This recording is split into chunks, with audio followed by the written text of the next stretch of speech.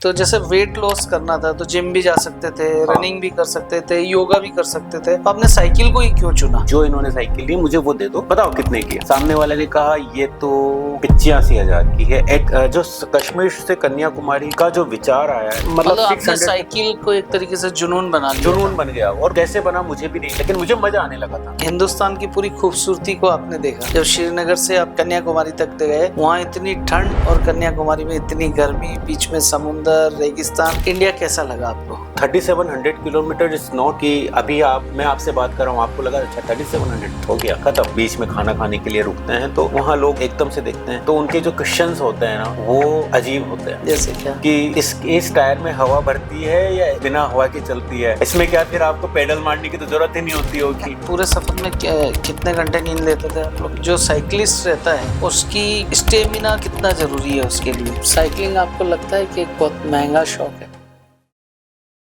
आप हैं राहुल फुर्सतिया के संग, जिन्हें आप जानते नहीं हैं, लेकिन कुछ ही समय में आप उन्हें जानने लगेंगे। आज मेरे साथ जो गेस्ट हैं वो एथलीट भी हैं, साइकिलिस्ट भी हैं, बिल्डर भी हैं, काफ़ी कुछ प्रतिभा के धनी हैं।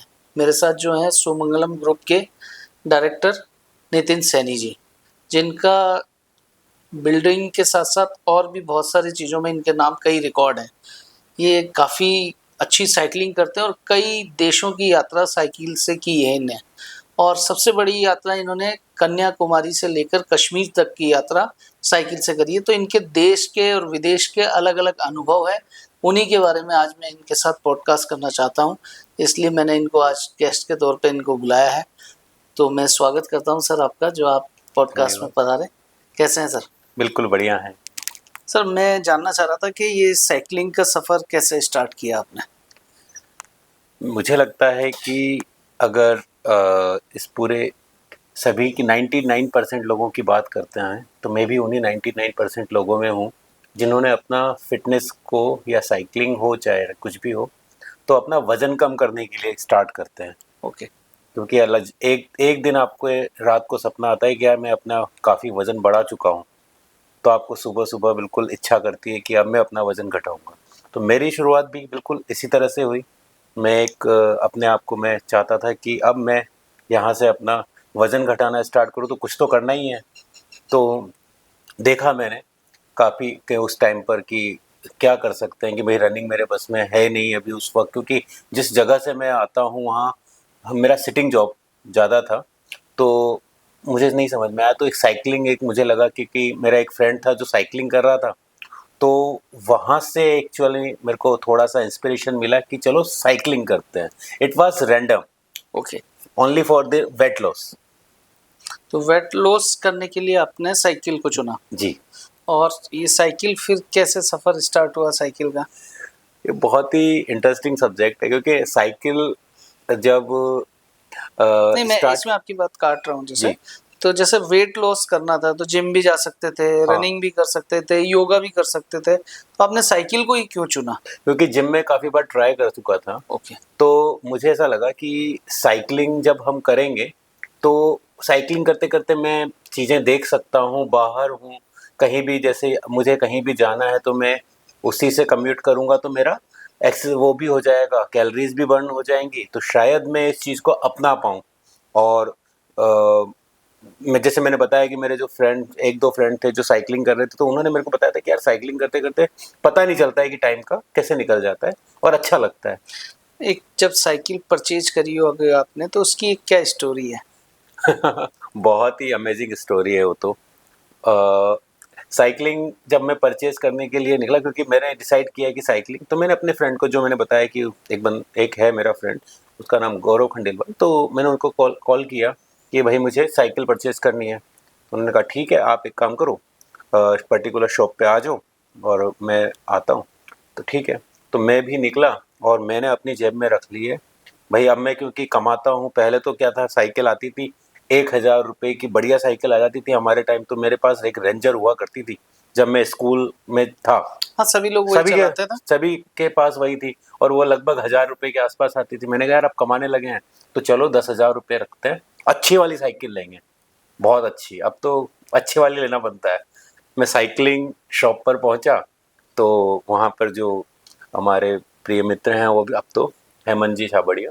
तो उन्होंने कहा कि ये साइकिल चला कर देखो, ये बिगिनर्स के लिए आपके लिए अच्छी रहेगी, आप क्योंकि अभी साइकिल नहीं है तो आप इससे स्टार्ट कर सकते हैं।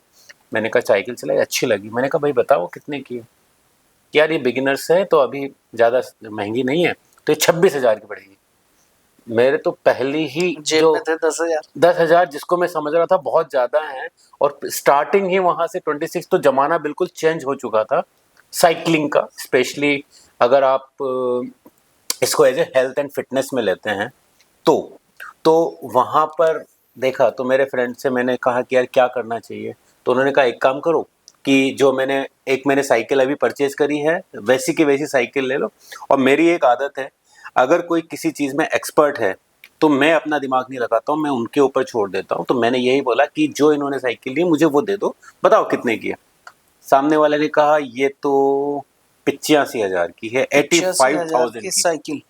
मैं एक बार तो सोचने लगा कि क्या करूं भाई, क्योंकि कैसे कैसे एकदम से आप मेरी स्थिति समझिए, जिसको यही नहीं पता है कि साइकिलिंग क्या 10,000 के ऊपर की भी आ सकती है, वो इंसान 85,000 की। लेकिन हाँ, शायद वो दिन था जब मैंने उस डिसीजन को एज ए पॉजिटिव लिया और मैंने वही साइकिल परचेज करी। और शायद उसी वजह से मेरे अंदर एक मोटिवेशन आया कि यार इतनी महंगी साइकिल खरीदी तो इसको चलानी तो पड़ेगी। तो यही एक बहुत इंटरेस्टिंग था वो मेरे लिए। हाँ, और वो यदि वो साइकिल आप नहीं चलाते या महंगी नहीं नहीं लेते। लेते तो हो सकता है उस पर कपड़े सूख रहे होते, जो कि अधिकतर लोगों के साथ होता है। हाँ, मैंने भी साइकिल तो उस पे कपड़े परचेज सूखे करके हैं। लाया, लेकिन मैंने थोड़े दिन ही चलाई, मैं नहीं चला पाता हूँ। नहीं चला अब हो सकता है, लेकिन मैंने इतनी महंगी नहीं ली थी, हुआ। तो हो सकता है मैं महंगी ले वो लेता मेरे तो। ऊपर दबाव आ गया, और इवन मैंने घर पे भी नहीं बताने की हिम्मत हुई मेरे को ओके। कि मैं इतनी महंगी साइकिल खरीद के लाऊं। लोग मेरे को पागल कहते हैं। लेकिन अब मैं खुल के बताता हूँ, अच्छा लगता है वो चीजें शेयर करने को। एक जब स्टार्टिंग करी थी आपने साइकिलिंग, तो कितने किलोमीटर स्टार्टिंग चलाते थे, और मतलब क्या जर्नी रही साइकिल की? जैसे मैं जिस दिन मैंने साइकिलिंग खरीदी थी उसी दिन शाम को मैंने कहा कि अब मुझे साइकिल तो ले आया हूँ, चलानी भी है भाई। तो एक ग्रुप हुआ करता है, साइक्लोट्रॉट्स कोटा, ओके। है ना? तो उसमें काफ़ी पहले से लोग साइकिलिंग कर रहे हैं, 2011 का वो ग्रुप है, और मैंने तो 2017 में ये ग्रुप ज्वाइन किया है। तो वो जो मेरा फ्रेंड गौरव खंडेलवाल बता रहा हूँ, वो उसी ग्रुप का हिस्सा हुआ करते। तो उन्होंने कहा कि सुबह एक ग्रुप है जो जा रहा है साइकिलिंग, तुम भी उसी में शामिल हो जाओ। मैंने कहा ठीक है। तो मॉर्निंग में मैं लेकर गए मुझे, तो मुझे पहले ही दिन वो बोराबास ले गए मेरे घर से, जो कि लगभग 20 किलोमीटर दूर था। ओके। तो लगभग 20 किलोमीटर जाना और 20 किलोमीटर आना, मैंने पहले ही दिन 40 किलोमीटर की साइकिलिंग करी। ओके। तो वो मेरे लिए एक अचीवमेंट था, और मेरे को काफ़ी अप्रिशिएट भी किया गया उस ग्रुप में। वो शायद एप्रिसिएशन जब मिलता है तो आपको एक कुछ वापस अच्छा करने के लिए वो प्रेरित करती है। तो वो पहला दिन था। उसके बाद फिर मैंने जो मेरे ग्रुप में से एक मेरे फ्रेंड को मैंने पकड़ लिया, उनके साथ मैंने कंटिन्यू लगभग 4 दिन वीक में मैं 50 किलोमीटर साइकिलिंग करते थे। हमने एक रूटीन बनाया हुआ था, या तो हम जाते थे यहाँ से शेखावाटी जो कि 25 किलोमीटर दूर है, वहाँ जाते थे, चाय पीते थे, 25 किलोमीटर जाना और 25 किलोमीटर जाकर एक चाय पीना। तो हमारा एक रूटीन बन गया था। जो मेरे फ्रेंड थे रहीम खान, मैं उनके साथ करीबन मैंने 2-3 महीने तक कंटिन्यू वीक में 3 से 4 बार 50 किलोमीटर साइकिलिंग चलाई, और मतलब एक हमने एक वीक में रूटीन बना लिया। लगभग आप 200 किलोमीटर चलाते ही चलाते थे? हाँ हाँ अच्छा। हाँ हाँ, वीकली। वीकली। तो मतलब एक रूटीन बन गया था हमारा ओके। कि हाँ, हमें एक पर्टिकुलर डेज थे कि किसी से कुछ नहीं पूछना है, मॉर्निंग 4 बजे उठना है, 5 बजे साइकिलिंग निकलना है। हमें एक रूटीन था कि वो वहाँ मिल रहे हैं पर्टिकुलर जगह पर, वहाँ से जाना है, चाय पीनी है और आ जाना है। ये एक रूटीन सेट हो गया था और अच्छा भी लग रहा था। और तो जैसे जैसे आप करते जैसे फिर आप साइकिल स्टार्ट कर दिए, फिर क्या-क्या रिकॉर्ड आप अपने नाम करते गए?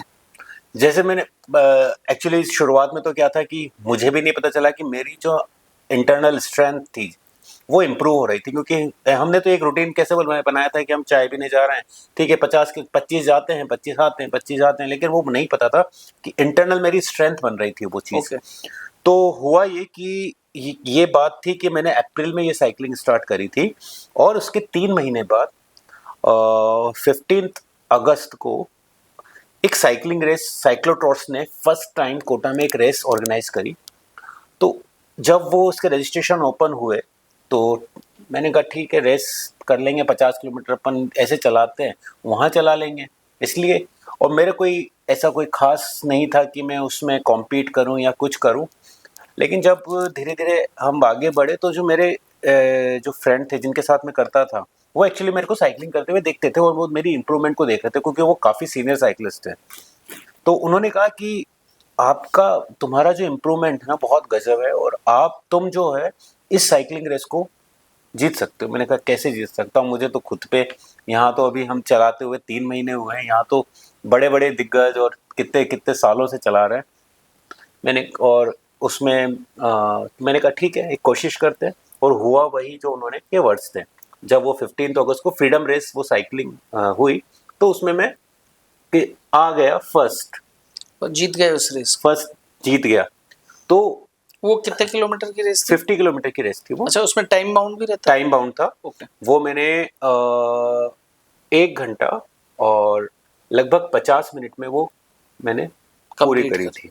हाँ, जो कि उस टाइम पर वो काफ़ी अच्छी स्पीड होती है।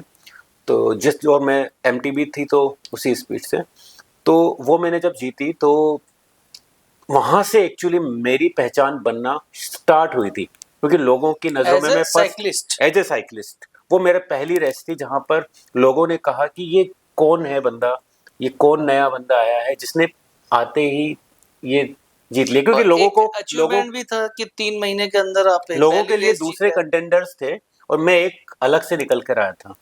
तो वहाँ से फिर जब एप्रिसिएशन मिला फिर अगेन, तो मैंने फिर कुछ और सोचा।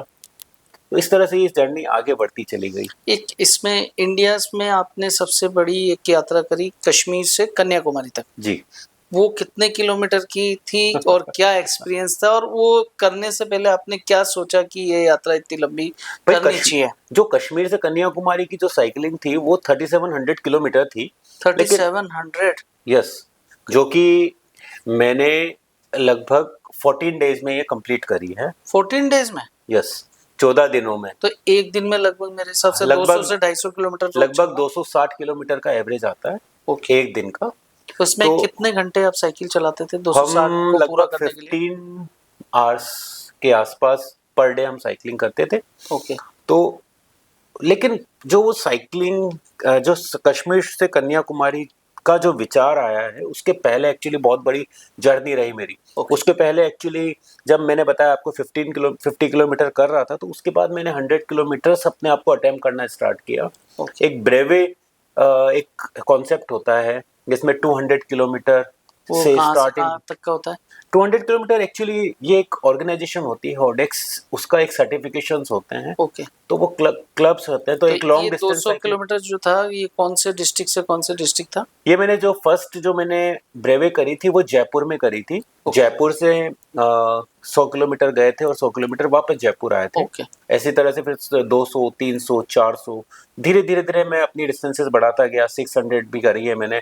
जयपुर से मैं पाली गया था जब, और ये सारा मैंने विद इन 1 ईयर किया था। ओके। तो मतलब आपने 600 साइकिल को एक तरीके से जुनून बना लिया जुनून था। बन गया, और कैसे बना मुझे भी नहीं, लेकिन मुझे मजा आने लगा था। ओके। धीरे धीरे धीरे धीरे चीजें कि यार, क्योंकि एप्रिसिएशन मिलता रहा और मुझे मजा आता रहा, और ये चीजें बढ़ती गई। तो 600 तक चले गए तो लोगों को लगने लगा कि हाँ यार हम भी कर सकते। तो यहाँ कोटा में फिर पहले 100 किलोमीटर को एक बड़ी बात माना जाता था, तो ट्रेंड चेंज हुआ, लोगों का माइंडसेट चेंज हुआ, लोग फिर 100 से 200 किलोमीटर करने लगे। अप्रैल जब मैं अपनी किया तो अप्रैल 2018 में यहाँ पर मैंने एक इवेंट ऑर्गेनाइज करवाया था 200 किलोमीटर का। उसमें लगभग 40 लोगों ने हिस्सा लिया था, जिसमें से 34 से 35 लोगों ने उस 200 किलोमीटर को कंप्लीट किया था। तो ये एक माइंडसेट होता है, जब आप लंबी लंबी डिस्टेंसेस करते हैं तो सामने वाले को भी समझ में आता है कि हाँ हम भी कर सकते हैं। तो वो चेंज हुआ। उसके बाद अगले 1 साल में काफ़ी लोगों ने 600 किलोमीटर तक की साइकिलिंग करी। उसके बाद 600 के बाद मैंने मेरा सफ़र आगे बढ़ाया तो 1000 पे चले गए। 1000 के बाद मैंने और भी आगे बढ़ाया। तो धीरे धीरे करके तो कश्मीर से कन्याकुमारी कैसे सोच आया? कश्मीर से कन्याकुमारी एक्चुअली क्या था कि जब मैं 1000 1200 1500 किलोमीटर कर चुका था, तो 1500 किलोमीटर कर चुका था तो और एक केटू उस टाइम पर एक इवेंट ऑर्गेनाइज किया दिल्ली रैंडोनियर्स और ऑर्गेनाइजेशन थी। तो उन्होंने एक ये इसमें आप लोग अपने सोलो किया कि ग्रुप चलता था? ये ग्रुप था। ओके हम लगभग 8 जनों का ये एक इवेंट था ओके जो श्रीनगर से स्टार्ट हुआ था और कन्याकुमारी में जाकर खत्म होना ओके। था। तो इसमें मैं एक चीज़ की जानकारी लेना चाह रहा था आपसे। तो इसमें जो आपकी जो साइकिल रहती है जिससे आप रोज प्रैक्टिस करते हैं, वही साइकिल श्रीनगर जाती है? यस, हम और हम उसको कैरी करते हैं। उसका अच्छा, एक बैग और होता वो है, बैग फोल्ड में हो चल जाती जाता है? है और वो फ्लाइट में भी चला जाता है। मैं ओके अपनी साइकिल खुद कैरी करता हूँ, चाहे मैं जैसे लंदन गया हूँ तो भी अपनी साइकिल ले गया हूँ, पेरिस गया हूँ तो भी अपनी साइकिल लेकर ओके। गया हूँ, इटली गया हूँ तो अपनी साइकिल ही लेकर जाता हूँ।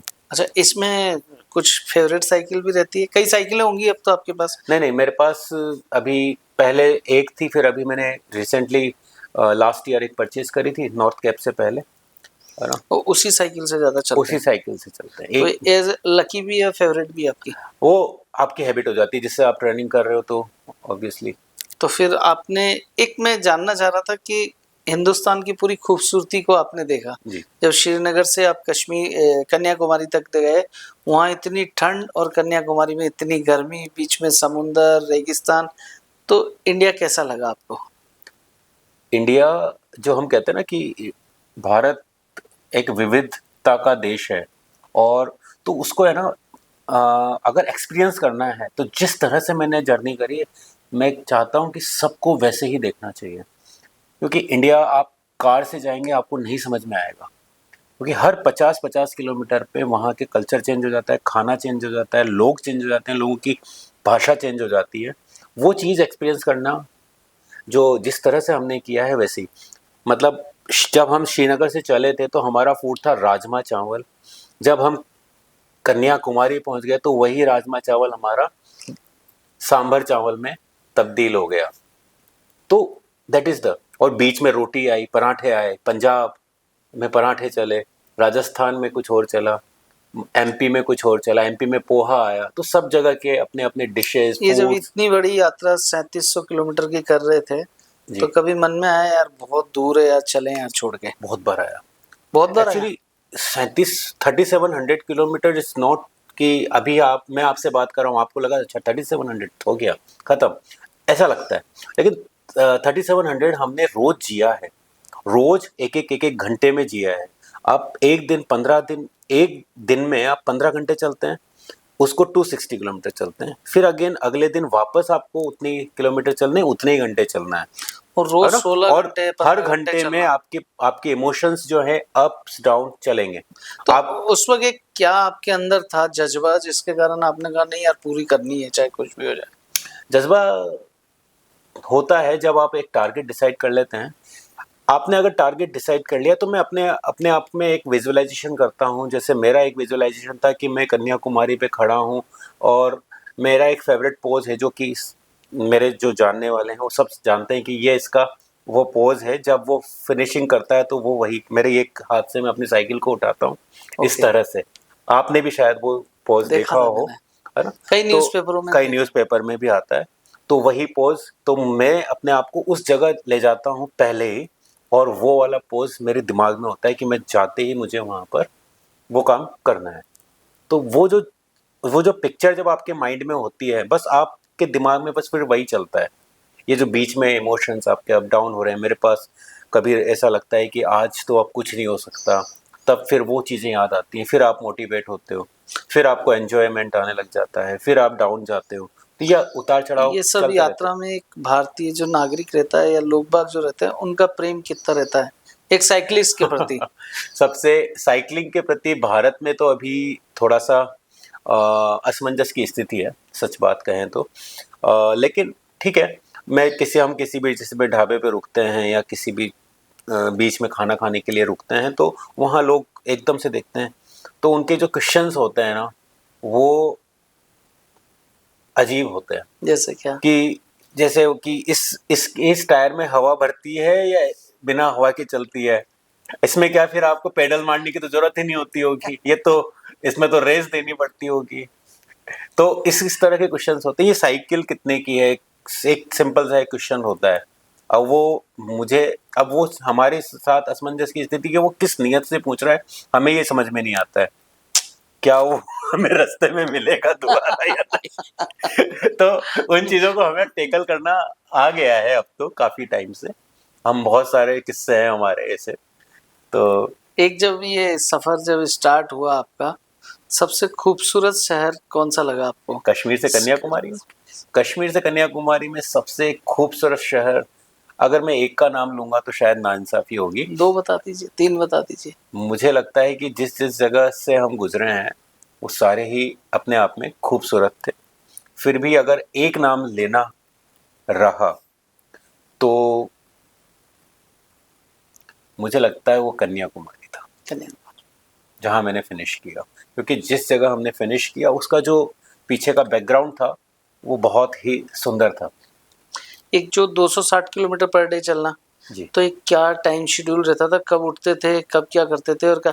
और एक फूड भी बताइएगा कि इतना लंबे सफर में क्या खाते थे और कितना परहेज करना पड़ता था और क्या होता था?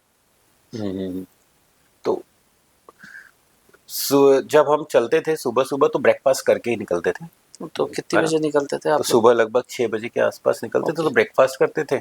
और ब्रेकफास्ट में जैसे क्या लेते थे? ब्रेकफास्ट में जो मिल जाए जनरली, जो क्योंकि हर हर दिन आपका मैंने बताया फूड चेंज हो रहा है। पहले दिन अलग चीज़ मिल रही है, सेकंड डे अलग चीज़ मिल रही है। तो जनरली जैसे पंजाब और इधर दिल्ली से जब निकल रहे थे तो पराठे मिल जाते थे। फिर हम एमपी की तरफ तो पोहे मिल गए। फिर जब हम साउथ पहुंचे तो इडली सांभर ही मिल रहा था। कुछ तो फूड भी कैरी करते थे साथ में, जैसे फ्रूट फूड हो गए ये एक्चुअली सब? इंडिया में इतनी बड़ी प्रॉब्लम नहीं है जितनी बड़ी प्रॉब्लम जब मैंने फॉरेन में करी है दूसरे देशों में, वहाँ पर प्रॉब्लम थी। लेकिन यहाँ पर तो क्या होता है कि आपको फूड ढाबे मिल ही जाता है। ढाबे रहते हैं तो आपको ऐसी कोई कैरी करने की ज़रूरत नहीं है। आप रुकिए, ढाबे से लीजिए खाना, जो भी आपको सब मिलता है यहाँ पर। तो सुबह जैसे 6 ओ क्लॉक ब्रेकफास्ट करके निकले तो कितनी बजे तक चलाते थे साइकिल को? हमारा ये टारगेट रहता है कि मिनिमम 100 तो हम एक बार में खींच लें, वन सिटिंग में? वन सिटिंग में कर लें। क्योंकि वो अगर आपने टारगेट सुबह सुबह अचीव कर ले तो ये बाकी का जो दिन होता है कि जब आपकी धूप होगी तो उस वक्त आपको एक रिलैक्स रहता है कि हम पहुंच जाएंगे अब। फिर आप जैसे ये 100 किलोमीटर तो मेरे हिसाब से 5 घंटे में कर लेते होंगे कि हाँ, और कम? 5 घंटे के तो आसपास। लगभग तो लगभग उस टाइम पर फिर हम लंच कर लेते थे। और लंच और करके रेस्ट कर लेते थे? लंच नहीं, रेस्ट तो ज़्यादा लंच वही वही रेस्ट हो गया। ओके। फिर चलना पड़ता था क्योंकि अदरवाइज आपको शाम को अच्छा, पहुंचना है। एक इसमें रोज फिर अपने को होटल और ये सब चीजें देखनी रहती है ये रोज? इवेंट जो और जिसने ये इवेंट ऑर्गेनाइज जिसने किया था ये उन्होंने ही इस चीज़ को तो उन्होंने आगे से आगे स्टॉप आगे से बना आगे, रखे थे? हाँ, पहले से बना रखे तो थे। कभी कभी ऐसा होता है कि एक अपना दोस्त बहुत ही पीछे रह गया हो हाँ, 50 बहुत किलोमीटर? बार होता है। अच्छा। और फर्स्ट डे ही हो गया था इनफैक्ट मेरे साथ। जो एक हमारे जो साथी था, जब हम श्रीनगर से चले थे और हमें पठानकोट आना था, तो श्रीनगर से जब उधमपुर आता है तो उधमपुर से वहाँ से 2 रास्ते थे। एक तो जम्मू होकर पठानकोट आते हैं और एक बीच में से एक तो हमारा रास्ता बीच से था। कोई शहर था उसके, छोटा शहर था उसके में से होकर आना था। तो वो लॉन्ग रूट उन्होंने पकड़ लिया। और ओके। तो हम जब पहुंचे उसके भी कम से कम 4 घंटे बाद आधी रात को वो पहुंचा है। ओहो। 2 या 3 बजे आधी रात को पहुंचा है और सुबह वापस उसको 6 बजे निकलना है, सोचो। ओके। तो केवल 2 से इसमें ये पूरे सफर में कितने घंटे नींद लेते थे आप लोग? लगभग 5 घंटे के आसपास हमको नींद बस? मिल जाती। हाँ, वो बहुत सफिशिएंट हो जाती थी हमारे ओके। लिए। और कहीं कहीं तो हम थकान से चूर हो जाते होंगे, एकदम सो बढ़िया। जाओ बस। जी। एक कब ये हो गए कि आपने बताया कि सबसे कोई अच्छा शहर है तो कन्याकुमारी। अब आपकी फॉरेन की यात्रा कैसे चालू हुई? इंडिया तो आपने कवर किया एक हिस्से को, जी, फॉरेन कैसे स्टार्ट किया आपने जाना? फॉरेन एक इवेंट है। दो इवेंट हैं इनफैक्ट। पेरिस बेस्ट पेरिस और एक है London Edinburgh London. Paris? Breast एक सिटी ब्रेस्ट? है ना? उस तो सिटी का नाम पेरिस, ब्रेस्ट है? हाँ ब्रेस्ट है। Paris, breast, Paris. Paris that is 1200 kilometre. और एक है लंदन एडिनबरा जो कि स्कॉटलैंड में स्कॉटलैंड। है ना? लंदन दैट वो 1500 किलोमीटर का इवेंट ओके। है। ये दोनों इवेंट जो हैं, जो लॉन्ग साइकिलिंग जो कम्युनिटी है all over the world, okay. उस उनमें सबसे ज्यादा पॉपुलर इवेंट है। ओके। और ये जो दोनों इवेंट्स हैं ये 4 साल में एक बार होता है। ओके। जैसे पीवीपी जो हुआ था मेरी साइकिलिंग से पहले 2015 में जब हुआ था तो 2019 में ये इवेंट होना था। ओके। और ऐसे ही 2017 में लंदन एडिनबरा लंदन हुआ था। तो ये 2021 में होना था लेकिन 21 में कोरोना की वजह से नहीं होकर वो 2022 में हुआ। ओके। तो ये 2 इवेंट मैंने टारगेट किए हुए थे कि मुझे करने ही करना है। तो जब 2019, क्योंकि मैंने 2017 में स्टार्ट किया था, तो 2019 में जब ये आने लगा तो उसके पहले 2018 में इसका रजिस्ट्रेशन स्टार्ट होता है। इसके कुछ क्वालिफिकेशंस होते हैं जो मैं ऑलरेडी कर लिए थे, और यहाँ से मैंने एक सोच बनाई थी कि मुझे ये जाना है। तो मैं इस तरह से गया था, पेरिस बेस पेरिस किया, उसके बाद फिर मैंने लंदन एडिनबरा लंदन किया, और उसके जो पेरिस वेस्ट पेरिस वो कितने किलोमीटर बताया आपने? वो 1200। 1200 और किलोमीटर। वो कितने दिन में लंदन पूरी करनी रहती है? वो लगभग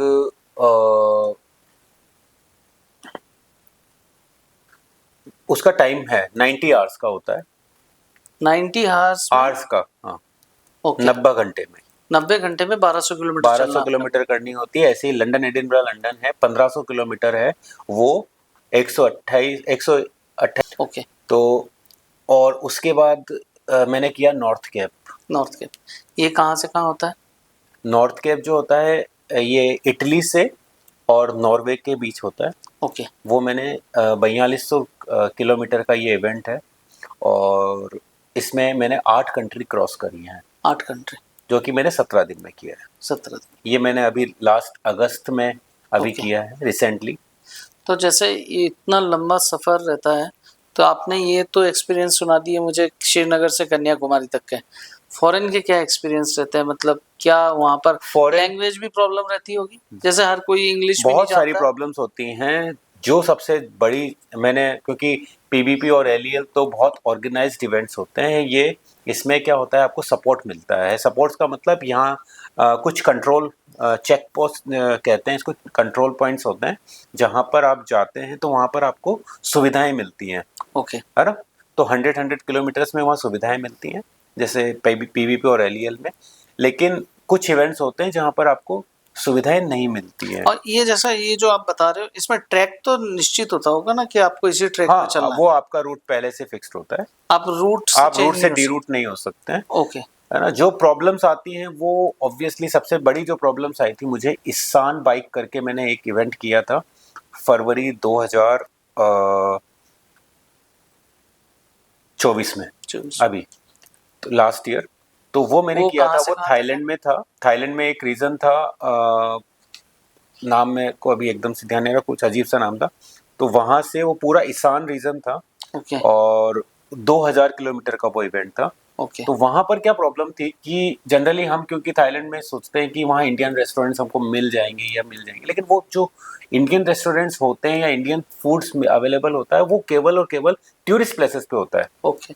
लेकिन हम जो साइकिलिंग कर रहे हैं वो टूरिस्ट प्लेस नहीं है। उसमें तो रूरल भी आता होगा, रूरल, अर्बन भी पूरा आता ही है? रूरल रहता है वहाँ ओके। किसी तरह का। तो वहाँ हमें, और थाईलैंड थाई फूड जो होता है वो, अगर आप स्पेशली आप वेजिटेरियन हैं तो आप थाई फूड आप नहीं। वेजिटेरियन? यस। इसी में मैं लोग कहते हैं कि यार स्टेमिना बनाने के लिए नॉनवेज तो खाना जरूरी नहीं, है। ऐसा कुछ नहीं होता है। तो आप अपना में फिट भी हैं, आप बहुत अच्छे, और इतनी लंबी साइकिलिंग चलाते हैं, तो वेज से काम हो जाता है? हाँ, वेज से मेरा काम चल जाता है। वेज में दिक्कतें आती हैं, लेकिन हम कुछ न कुछ सब्स्टिट्यूट ढूंढ लेते हैं। जब हम साइकिलिंग करते हैं तो कुछ न कुछ, जैसे थाईलैंड की बात बता रहा हूँ, तो वहाँ पर क्या है, कुछ भी नहीं मिल रहा था। तो मैंने वहाँ एक 7-Eleven स्टोर होता है, वहाँ पर 2-3 आइटम्स मैंने फिक्स कर लिए। तो वहाँ जैसे ही 7-Eleven दिखता था, सीधे से चॉकलेट्स उठाओ या चिप्स उठाओ, उससे अपना गुजारा चल रहा है। ब्रेड उठा लिया, ब्रेड में चीज़ डाल दिया, चीज़ खा लिया। तो ये चीज़ें चलती हैं। चलती रहती। जी। तो जब इतनी अपन कष्ट रहता है, और जब इंडिया आके जब वो पसंदीदा फूड मिलता है, तो फिर इंडिया नहीं, जैसे ही, जैसे मैंने बताया, ईसान बाइक मेरी ख़त्म हुई। ईसान बाइक ख़त्म हुई तो वो बैंकॉक से लगभग 300 किलोमीटर दूर था, जो स्टार्ट और फिनिश था। तो जिस जिस वक्त वो ख़त्म हुई, मेरी नाइट में मैंने ख़त्म किया। सुबह सुबह सबसे पहले भाई चलना है अपन को बैंकॉक। बैंकॉक जाते ही जैसे ही होटल में चेक इन किया, बैग रखा, तो बैग रखा बाद में मैंने कुछ और किया होगा। सबसे पहले इंडियन रेस्टोरेंट ढूंढा है और वहाँ भर पेट खाना खाया है। तो इस तरह से हो जाता है कि आपने 8 दिन तक कुछ खाया ही नहीं है ना, बहुत फर्क पड़ता है। बहुत फर्क पड़ता है। इसमें जैसे एक इंडियन साइकिलिस्ट और एक फॉरेन साइकिलिस्ट हाँ, में क्या अंतर रहता है basically? Indian cyclist, Indian cyclist तो आप हो गए, हाँ एक जो फॉरेन में चलाने वाले जो साइकिलिस्ट रहते हैं, जी, उन दोनों की फिजिक्स में, साइकिलिंग में, और उनके मतलब क्या अंतर रहता है? डिफिकल्ट दोनों में क्या है डिफरेंसेस है ना, 2-3 तरह से मैं बता सकता हूँ आपको। अगर आप यूरोपियन साइकिलिस्ट की बात करते हैं, यूरोपियन साइकिलिस्ट या जो भी यूके के जो साइकिलिस्ट, क्योंकि मेरा उनके साथ काफ़ी मैंने राइड करी हैं, तो उन लोगों को अप हिल्स या उनका जो जो टेरेन समझते हैं आप कि जो उनका रूट होता है उसमें एलिवेशंस उनके ऑटोमेटिकली उनका नेचर में है। हमारे यहाँ पर हमको ये नेचर कोटा के आसपास नहीं मिलेगा आपको। हमारे यहाँ सारे फ्लैट रोड होते हैं और वहाँ पर एलिवेशन मतलब हिल्स आती हैं, डाउन आता है, वहाँ प्लेन फ्लैट जैसा कुछ नहीं होता है। ओके। तो उनके जो हैबिट होती है या उनको जो है हिल्स पे चलाने की आदत होती है और और उनके लिए साइकिलिंग जो है वो एक लाइफ स्टाइल है। हमारे लिए तो एक्सरसाइज है, उनके लिए एक लाइफ स्टाइल है।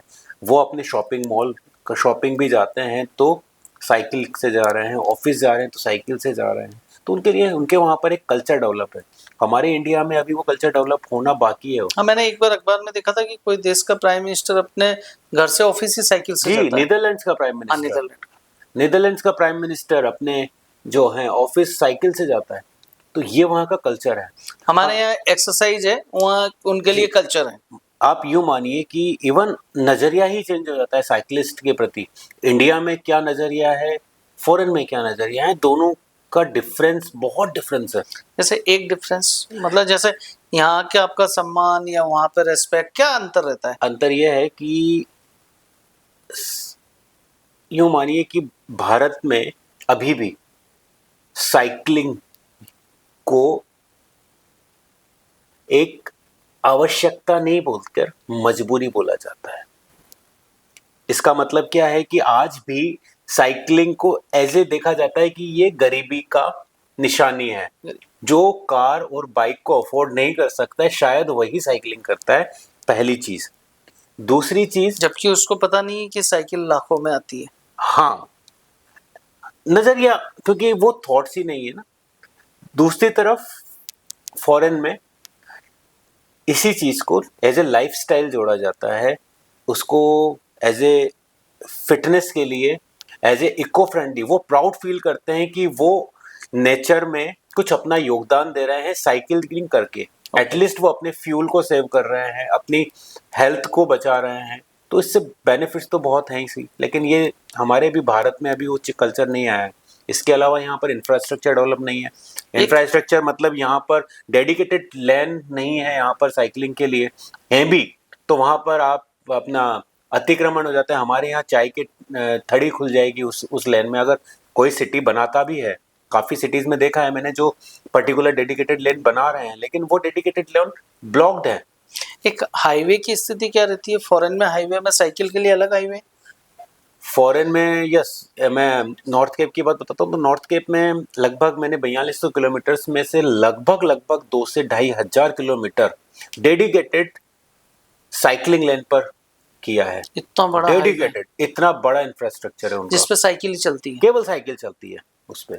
मतलब एक जबरदस्त उनकी सोच और एक जबरदस्त लेवल होगा। तो क्योंकि वो 2500 किलोमीटर हमारे यहाँ तो रोड बनना नहीं एक बड़ी टिपिकल है। यही कह रहा हूँ ना कि सरकारें वहाँ पर साइकिलिंग को बढ़ावा देती हैं, उसके लिए वो कोशिशें करती है। अगर हमारे यहाँ भी इस तरह से कुछ अगर गवर्नमेंट साइकिलिंग को प्रमोट करे तो मैं सोचता हूँ कि काफ़ी कुछ चेंज किया जा सकता है और ये एक अच्छा कदम हो सकता है। क्योंकि साइकिलिंग से एक तो आपका फ्यूल तो सेव हो ही रहा है, दैट इज द एक आपकी एक पूरी आबादी भी फिट हो रही है, आपका ट्रैफिक सिस्टम सुधर रहा है, आपका हेल्थ सुधर रही है, सबसे बड़ी बात, क्योंकि हेल्थ ही तो सब कुछ है। आगे क्या करेंगे? एक साइकिलिस्ट अपनी साइकिल की जो जर्नी रहती है, साइकिल को प्रोफेशन बना सकता है? बिल्कुल बना सकता है, लेकिन उसके लिए ज़रूरी है कि काफ़ी कम समय में या काफ़ी कम उम्र में उसको हम, हमारे जो आने वाली जनरेशन है उसको हम इस चीज़ में देख सकते हैं। हालांकि इंडिया अभी बहुत पीछे है, क्योंकि जो प्रोफेशनल साइकिलिंग एक इवेंट होता है, जो वर्ल्ड का सबसे बड़ा इवेंट है टूर दी फ्रांस, आपने सुना होगा। मैंने सुना। टूर दी फ्रांस एक बहुत बड़ा इवेंट है। वो वर्ल्ड में वहाँ पर जो प्रोफेशनल साइकिलिस्ट आते हैं, इंडिया से हमारे यहाँ अभी तक एक भी साइकिलिस्ट नहीं है जो एक भी भी व्यक्ति नहीं है, 150 करोड़ के देश में एक भी एक नहीं भी है। नहीं है, तो हम अभी उस जगह हैं। हालांकि अब ट्रैक साइकिलिंग ओलंपिक्स और इसमें जाने लगे हैं और इंडिया से जाने लगे हैं अब, और इस चीज़ में है, लेकिन अभी भी जो एक प्रॉपर जो क्रेज होना चाहिए साइकिलिंग को लेकर वो नहीं है, लेकिन हम हमारी आने वाली जनरेशन को इसमें डाल सकते हैं उसके लिए। आपको लेकिन लगता है कि इंडिया में कोई ऐसे क्लब हो या ऐसी सिटी हो जहाँ पर साइकिलिंग का एक अच्छा इंफ्रा हो, जो कि एक वर्ल्ड क्लास इंफ्रा से मैच खाता हो? बिल्कुल होना चाहिए। है ऐसा कोई शहर, अभी तो नहीं है, इवन ऐसा कोई इवन क्लब?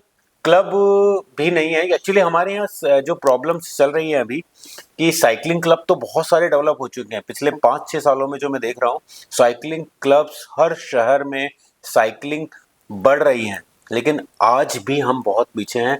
आज भी साइकिलिंग क्लब को मेन स्ट्रीम में नहीं गिना जाता है। मेन स्ट्रीम क्लब्स में अभी भी साइकिलिंग क्लब्स नहीं आ पाए हैं। अभी भी साइकिलिंग क्लब्स को केवल और केवल एज ए हॉबी क्लब या एज ए कि हाँ ठीक है, लेकिन उसको एक आवश्यकता या उसकी रिक्वायरमेंट के हिसाब से आज भी नहीं देखते हैं हम। एक जब आपके फॉरेन में मेल फीमेल सब साथ चलते हैं साइकिलिस्ट, जी, ऐसा कोई डिफरेंसेस नहीं है कोई जेंडर वाइज? डिफरेंसेस नहीं है। और ये जो आप जो इतनी बता रहे हैं, पेरिस वाली या फिर लंदन वाली या फिर नॉर्थ वाली जो भी जी बता रहे हैं, जी सब में पैनलिस्ट मेल फीमेल दोनों ही रहते जी हैं? जी जी, ऐसा कोई कोई जेंडर वाइज कोई डिफरेंसेस नहीं? डिफरेंस नहीं है। तो ऐसी कोई रहती है जो जेंडर में आप लोगों से भी आगे निकल जाती है साइकिलिस्ट? बहुत हैं जो फॉरेन साइकिलिस्ट होते हैं, वो फास्ट होते हैं, काफ़ी गर्ल्स फास्ट होते हैं। या गर्ल्स भी लेडीज फास्ट बता? होती हैं, गर्ल्स भी फास्ट होती हैं। ओके। लेकिन दोनों मतलब हम इंडियंस जो होते हैं और फॉरेन्स की, दोनों की एक बात अच्छी है और एक बात थोड़ी सी गलत है।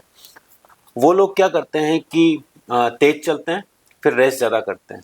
ओके। हमारी हमारी हैबिट क्या है कि हम धीरे धीरे चलते हैं लेकिन कंटिन्यू चलते हैं। वो एक खरगोश और कछुए की बिल्कुल। कहानी। तो ये नॉर्थ केप में हमारे साथ बहुत हुआ। हम तीन तीन राइडर्स, इंडियन राइडर्स, हम साथ चलते थे। तो हमारे हमारे पूरे 17 दिन हमारे साथ जो चले हैं वही साथ रहे, लेकिन वो लोग भी तेज चलते थे। फिर वो देखते थे, वो रेस्ट करते थे। जब तक हम पीछे पीछे से आते तो वो कहते थे यार इतना धीमे धीमे चलते हुए भी ये लोग आ रहे हैं। तो एक इसमें मैं और चाह रहा था आपसे कि जो साइकिलिस्ट रहता है उसकी स्टेमिना कितना ज़रूरी है उसके लिए? और जैसे मान लीजिए आप अभी काफ़ी टाइम से मान लीजिए साइकिल छोड़ दिया, कोई इवेंट नहीं है, तो अपना स्टेमिना बनाने के लिए या बरकरार रखने के लिए जो साइकिल नहीं चला पा रहे हैं या नहीं चलाते हो, तो क्या करते हैं जिससे स्टेमिना बना रहे आप लोगों का? साइकिलिंग का स्टेमिना तो आपको कुछ न कुछ एरोबिक एक्सरसाइज तो करनी ही पड़ेगी। ओके। बिना एक्सरसाइज के तो कुछ नहीं होने वाला है। एक्चुअली आपको हार्ट रेट ट्रेनिंग्स होती हैं, इसके लिए इंटरवल ट्रेनिंग्स होती हैं। जिम स्ट्रेंथ बहुत ज़रूरी है इंजरी प्रिवेंशन के लिए, अरे है ना?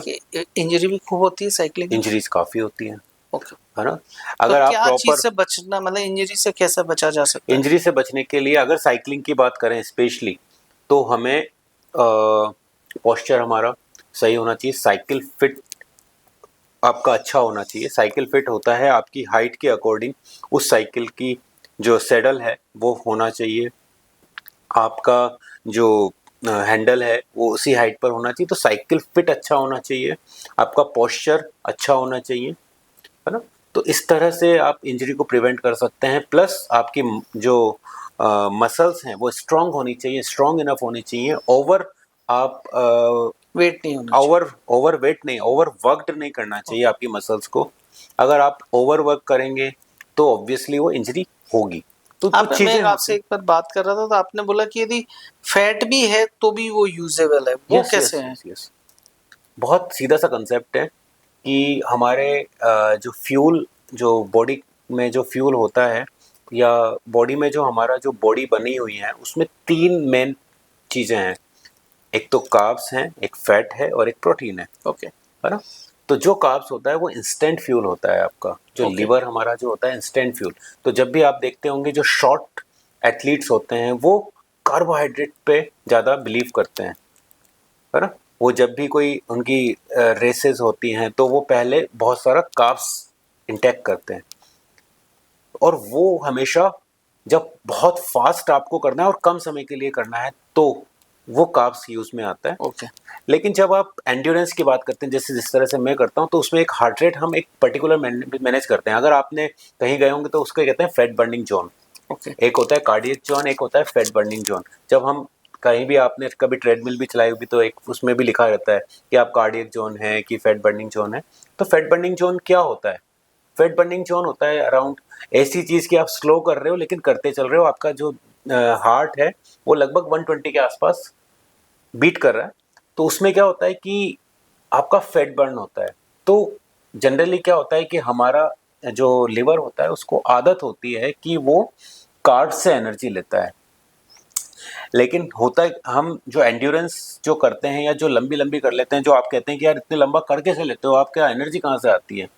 तो हम क्या करते हैं, हमारे लिवर को एक तरह से ट्रेंड करते हैं कि उनको हम कार्ब्स की बजाय फैट से एनर्जी देना सिखा देते हैं। ओके।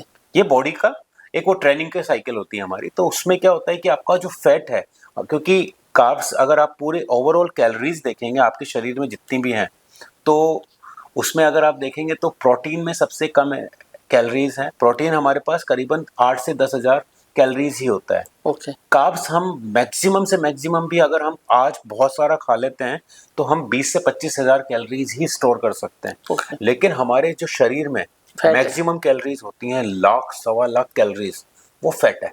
ओके। तो अगर आप सोचिए कि अगर हमने हमारी बॉडी को फैट से एनर्जी लेना सिखा दिया तो हम क्या नहीं कर सकते हैं। हम बिना खाए पिए उस लाख सवा लाख कैलोरीज तक हम अपने आप को सर्वाइव कर सकते हैं। आपने देखा होगा बहुत सारे लोग अनशन पे बैठते हैं, जैसे हमारे हाँ। अन्ना हजारे थे। हाँ, बहुत। कीटोन्स टूटने लगे हैं, ऐसा उस वक्त न्यूज में आता था। कीटोन्स क्या है? वो फैट जैसे हम लोगों के जैन धर्म में भी है ना। बहुत सारे तो लोग बहुत सारे महीने लोग महीने तक नहीं महीने तक खाते। रह लेते हैं। वो क्यों रह लेते हैं? क्योंकि उनका वो फैट से उनका एनर्जी मिलती रहती है, मिलती रहती है, ओके। मिलती रहती है। तो अगर आपने लिवर को उस जगह से एनर्जी लेना, तो fat, it's a good fat, मतलब फैट बुरा नहीं है अगर आप उसको प्रॉपरली यूज लेते हैं तो। एक कि ये साइकिलिंग आपको लगता है कि एक बहुत महंगा शौक है? मुझे ऐसा जैसे लगता है। आप मतलब देखिए कि फॉरेन की टूर्नामेंट में जाना, देश में भी इतने लंबे लंबे साइकिलिंग महंगा होना, प्लस इतने एक क्रिकेट तो खेल के आगे कर गए, इसमें एक लंबा पीरियड भी अपने को काम छोड़ के भी जाना पड़ता है। Yes. तो आपको लगता है महंगा शौक है? मुझे ऐसा लगता है कि साइकिलिंग महंगा भी है और सस्ता भी है। हाँ, अगर आप इसको एज ए स्पोर्ट्स और के तौर पर लेते हैं तो बिल्कुल ये एक महंगा शौक है। आपको एक अच्छी साइकिल रखनी पड़ेगी जो कि जिसकी कीमत 50,000 से लेके 5 लाख प्लस तक भी जा सकती है। इसमें आपके जो साइकिलिंग गियर्स होते हैं वो काफ़ी महंगे होते हैं। वो तो इस तरह से अगर देखा जाए, इसके अलावा जो आप कह रहे हैं कि ट्यूरिंग करनी पड़ेगी, अब भाई आपने अगर उसको एज ए स्पोर्ट्स लिया तो आप इवेंट्स करेंगे तो उसमें आपको करना पड़ेगा, तो उसके लिए भी पैसे खर्च होते हैं। तो यस, वो एक महंगा शौक है अगर आप उसको एज ए स्पोर्ट्स लेते हैं। लेकिन मैं अदर साइड कहता हूँ कि ये एक सस्ता शौक भी कह सकते हैं। सस्ता शौक कैसे? कि अगर आप उसको एक बेसिक फिटनेस के तौर पर लेना चाहते हैं तो आप बिल्कुल एक बेसिक साइकिल ही उठाइए 5 से 10 हज़ार की। आप कम्यूट करना स्टार्ट कीजिए अपने डेली नीड्स के लिए, छोटी छोटी नीड्स के लिए, तो वो आपका फ्यूल सेव करेंगे। तो देखा जाए तो ये एक सस्ता शौक भी है और एक महंगा शौक भी है। आप इसको कैसे लेना चाहते हैं ये आपके ऊपर डिपेंड करता है। एक आप बिल्डर भी हैं, जी। बिजनेस भी हैं, जी। तो जब साइकिलिंग करते हैं, साइकिलिंग पे लंबे लंबे टूर, तो फिर बिजनेस कैसे संभालते हैं? और बिजनेस आजकल सारा काफी कुछ मोबाइल पे डिपेंडेंट है। हाँ। तो साइकिल भी चला रहे हैं, मोबाइल भी आ रहा है, तो कैसे मैनेज करते हो आप वो सब चीज को? एक मतलब बाय द गॉड ग्रेस की मैंने अपने जो सिस्टम्स हैं, बिजनेस का जो सेटअप है, तो उसको कुछ तरह से ऑटोमेटेड या ऑटो पायलट मोड पे एक सेट किया हुआ है। टीम्स अच्छी होनी चाहिए आपकी। टीम्स अगर आपके पास हैं, और तो और सबसे बड़ी बात, अगर आप ये सब चीज़ें जो होती हैं, जैसे आपने बोला कि बिजनेस कैसे संभालते हैं, अगर मैं बिजनेस के बारे में सोचूं और सोचकर और साइकिलिंग नहीं करूं, तो उसके लिए मेरे पास एक बहुत बढ़िया सा एग्जाम्पल है कि आप कभी रोड पे एक पत्थर होता है बड़ा सा, ठीक है। अब आप बहुत बड़ा पत्थर है वो, अब आप सोचते हो कि यार ये पत्थर तो मैं अकेला कैसे हटाऊं। हर बंदा ये सोचता है कि यार मैं इसको अकेला कैसे अकेले हटाऊं। कैसे? सब ऐसे गुजरते हैं और वो पत्थर वहीं पड़ा रहता है। आप एक काम कीजिएगा अगली बार, उस पत्थर को, पता है आपको कि नहीं हटेगा, आप उस पर जोर लगाइए। जब आप उस पर जोर लगाएंगे ना, तो एक बंदा इधर से आएगा, वो भी जोर लगाएगा, दूसरा बंदा इधर से आएगा, वो भी जोर लगाएगा, और ऐसे करके आपको वो साथी मिलते हैं। तो आप अपना पत्थर वो हटा लेंगे।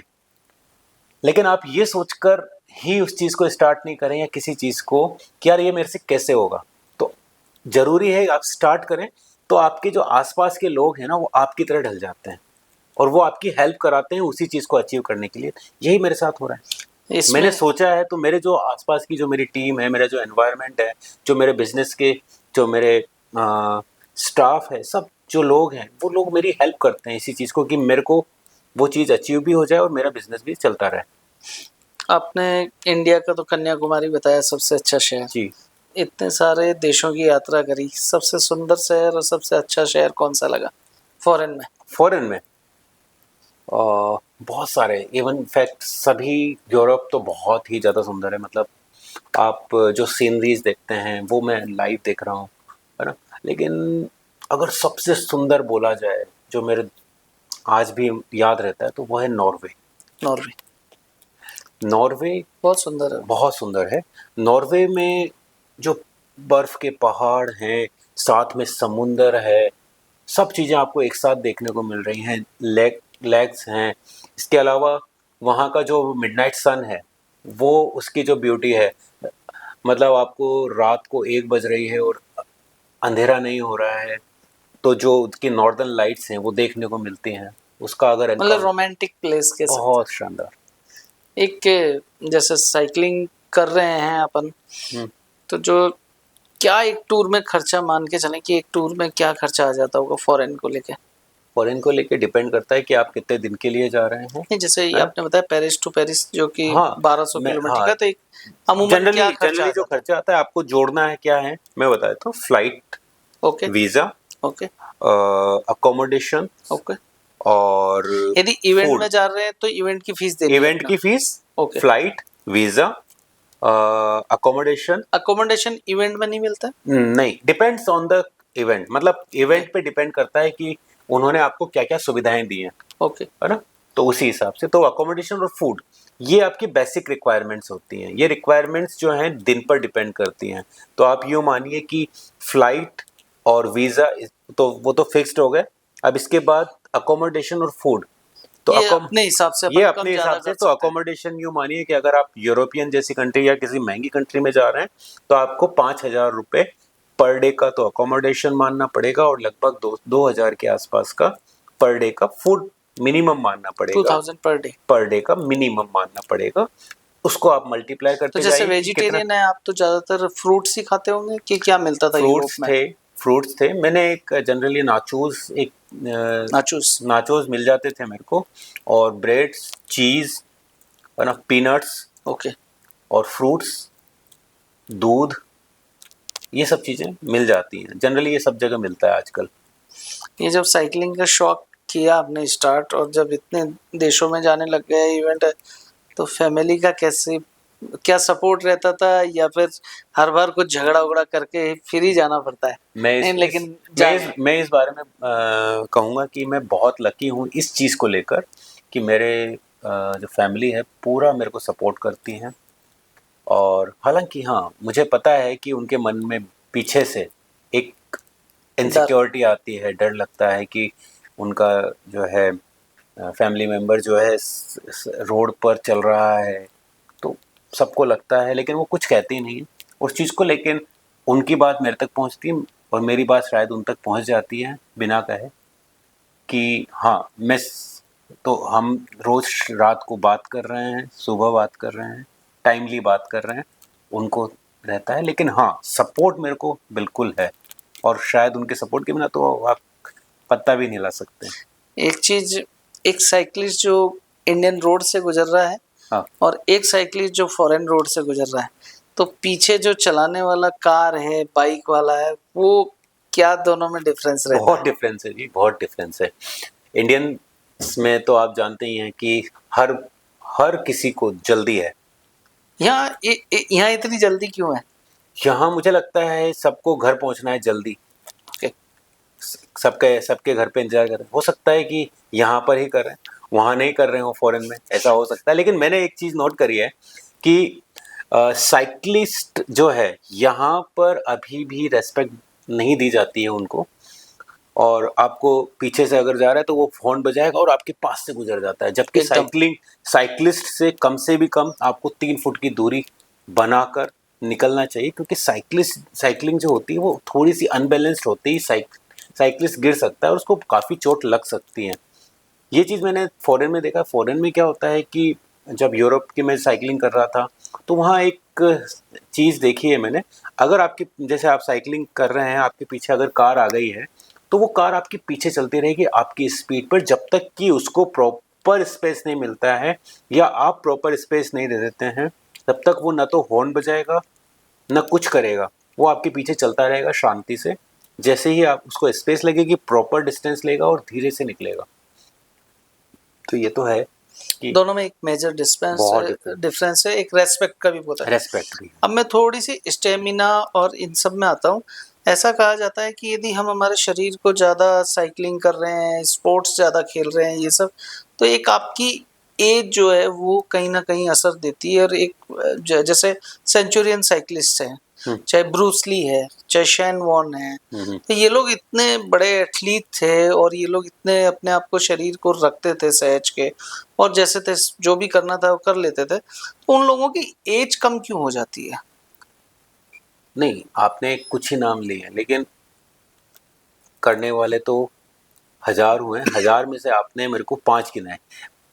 हमारे जो मैं ये गिना है कि ये लोग एक करते थे फिटनेस तब भी के नहीं हुआ। पैरामीटर है ये, मतलब फिटनेस के इतने जबरदस्त। ब्रूस ली जी है, जी आप देख लीजिए, चाहे सेंचुरियन साइक्लिस्ट हो, जी चाहे शेन वॉर्न हो, ये जी सब अपने फील्ड के एक जबरदस्त है। जी। लेकिन ये लोग ज्यादा जी नहीं पाए, इसके पीछे क्या देखते हैं आप? मुझे लगता है कि इसको हम अगर हम केवल और केवल फिटनेस या साइकिलिंग से जोड़ें या किसी उनके स्पोर्ट्स से। उनके स्पोर्ट से जोड़ें, तो ये एक तरह से जो जितने भी फिटनेस से जुड़े लोग हैं उनके साथ नाइंसाफ़ी होगी।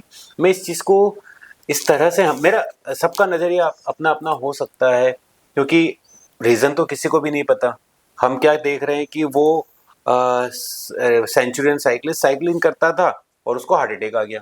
हम ये देखते हैं कि एक एक्टर था जो कि जिम अच्छा करता था, उसको अटैक आ गया, है ना। हम देखते हैं कि वो रनिंग करता करता चला गया। तो एक्चुअली हमारे क्या हो रहा है हमारे यहाँ पर, लेकिन मैं कहता हूँ कि एक बंदा जो है कार चला रहा था, कार चलाता चलाता हो गया। उसकी तो बात आपने करी ही नहीं मुझसे। आपने ये नहीं बात करी कि एक बंदा जो है मूवी देखता देखता देखता मर गया। आपने वो बात भी नहीं करी। आपने वो बात भी नहीं करी कि एक बंदा खाना खाते खाते मर गया। क्योंकि हम क्या करते हैं कि हमारा जो दिमाग है, हम हमारे दिमाग को समझाने की कोशिश करते हैं कि हम ये नहीं करें, ओके। जिसमें उसको मजा नहीं आता है। अब ये मेरा पॉइंट ऑफ व्यू है। हो सकता है कि काफी लोग मेरे से असहमत भी नजर आए, लेकिन मेरा पॉइंट ऑफ व्यू है कि हमारा जो दिमाग जो ट्रेंड होता है ये साइकोलॉजिकल है, ह्यूमन है, कि जब भी हम किसी चीज को नहीं करना चाहते हैं तो उसमें एक बहाना ढूंढते हैं। तो इसी तरह से हम ये जो चलाया जाता है न्यूज में या किसी भी तरह कि वो इतनी साइकिलिंग करता था इसलिए वो चला गया। अरे वो नहीं करता तो भी हो सकता है कि उसको वो हार्ट अटैक आता। वो नहीं जाता जिम तो भी आता। अगर ऐसा होता तो तुम क्यों छोड़ रहे हो? भाई सामने वाला अगर खाना खाते खाते मर गया है तो आप खाना खाना तो नहीं छोड़ रहे हो। कार में चलाता चलाता वो एक्सीडेंट हो गया तो आप कार चलाना तो नहीं छोड़ रहे हो। आप क्यों साइकिल चलाना छोड़ रहे हो? जब साइकिलिंग करता करता वो अगर हो गया है उसका एक्सीडेंट, तो आप क्यों छोड़ रहे हो? जब आपको कार भी छोड़ देनी चाहिए थी, आपको खाना खाना भी छोड़ देना चाहिए था।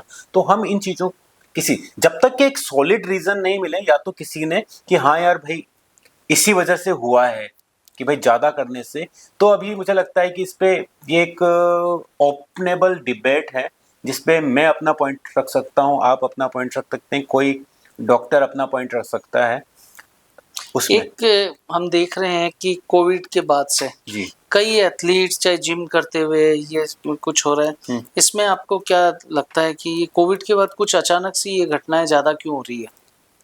में भी जो कह रहे हैं कि वैक्सीनेशन या कुछ भी जो भी कह रहे हैं, लेकिन इस चीज़ को हमें एज ए पॉजिटिव लेना चाहिए कि ठीक है जो भी हो रहा है, ठीक है वो इंसिडेंट ये बढ़ रहे हैं या क्या बढ़ रहे हैं, लेकिन मेरा एक मानना है कि हम जितना इस चीज़ को सोचेंगे वो यूनिवर्स आपको वैसा ही देती है। अगर हम इसको नहीं सोचें, हम इसको ये सोचें कि शायद वैक्सीनेशन से हमारी जान भी तो बची है, बची है ना भाई। हम कुछ ही लोगों को देख रहे हैं, लेकिन एक अमूमन तो एक हर कम्युनिटी अगर आप तो उसको बची है। एज ए मेजोरिटी वाइज देखेंगे तो अगर वो नहीं करते तो क्या होता। तो इस चीज़ को आप समझिए कि आप चीज़ों को में पॉजिटिविटी देखेंगे ना तो ज़िंदगी ज़्यादा अच्छी है। आज साइकिल का सफ़र इतना लंबा हो गया, हाँ, अब आप क्या अचीव और करना चाहते हैं? अभी जब मैंने नॉर्थ कैप अभी अगस्त में किया, उसके बाद से एक्चुअली क्या है कि किन्हीं मेरी जो है थोड़ी सी साइकिलिंग जर्नी रुक गई। साइकिलिंग जर्नी भी रुक गई, रनिंग जर्नी भी रुक गई, दोनों चीज़ें रुक गई हैं और काफ़ी 5-6 महीने हो गए हैं, ब्रेक ले रखा है मैंने। लेकिन मैंने अभी स्टार्ट कर दिया है, वापस से मैं अपने ट्रेंड पे आ रहा हूँ, क्योंकि मैंने अपना जो एक नेक्स्ट टारगेट है वो मेरा 2026 में है। और वो एक ट्रांस एम बाइक रेस होता है जो कि 6900 किलोमीटर की एक 6900 जो कि यूएस के वेस्ट कोस्ट से ईस्ट कोस्ट के बीच में होता है। ओके। तो एक ये जब जैसे आपने अभी छोड़ दिया, आप कह रहे मैंने अभी छोड़ रखी, तो आप लोग इतने कम समय में इतना कम वेट कैसे लॉस कर लेते हैं? कई लोगों का तो होता ही नहीं है, कई महीनों तक करते रहते हैं, लेकिन आप लोग कैसे इतनी जल्दी वेट लॉस कर लेते हैं? इसके पीछे क्या रॉकेट साइंस है? नहीं, रॉकेट साइंस कुछ नहीं है। ये एक कैलकुलेशंस हैं, साइंस है। अगर ये साइंस आपने समझ लिया तो आप भी कर सकते हैं। हाँ, हमारे पास एक एडवांटेज है। एडवांटेज क्या है कि हम साइकिलिंग कर सकते हैं, हम कैलोरीज बर्न कर सकते हैं, हमें उसमें मज़ा आता है। अभी मैं आपसे कहूँ कि आपको 4 घंटे चलो साइकिल करनी है तो शायद आप हिचकिचाएंगे, लेकिन मैं नहीं हिचकिचाऊंगा क्योंकि मैं करता आया हूँ, तो मैं जल्दी से उस चीज़ को कर लूँगा।